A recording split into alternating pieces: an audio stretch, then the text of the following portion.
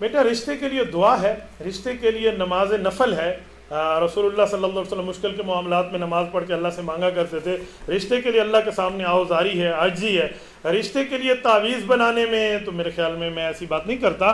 اگر کہیں سے کوئی تعویذ کوئی بزرگ آپ کو لکھ کے دے دے، ہمارے بعض حضرات سے ثابت ایک بندہ آ کر ایک بزرگ کے ذمہ لگ گیا، حضرت مجھے تعویذ دے شادی کے لیے، تو اللہ رب العزت نے ان کے دل میں ڈالا، انہوں نے لکھ کے دے دیا، اے میرے اللہ تیرا نام پاک ہے، اس پاک نام کی برکت سے اسے بھی پاک بیوی عطا فرما. اسے کہا بیٹا یہ بند کر اپنی جیب میں رکھ لے، اس کی برکت سے اسے مل گیا.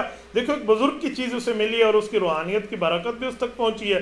تو اس طرح کی تعویذ کی بات ہے. باقی کوئی خصوصی تعویذ ایسے نہیں ہے بھئی یہ تعویذ آپ باندھ لیں تو آپ کی ہر صورت شادی ہوگی. اس کے لیے وظائف ہے، اللہ سے مانگنا ہے، اللہ سے گڑ گڑانا ہے، تو انشاءاللہ آپ کی شادی ہو جائے گی. شادی اب تعویذوں تک ہی آ گئی ہے. آپ شادی کے لیے کوئی تگ و دو بھی کریں نا، آپ کی حیثیت بھی شادی والی ہونی چاہیے. شادی میں احادیث کے اندر کس پہ موجود ہے، بندے کی حیثیت کیسے ہے، تو اس حیثیت پہ آپ کو چلنا چاہیے. من استطاع منکم الباءۃ فلیتزوج.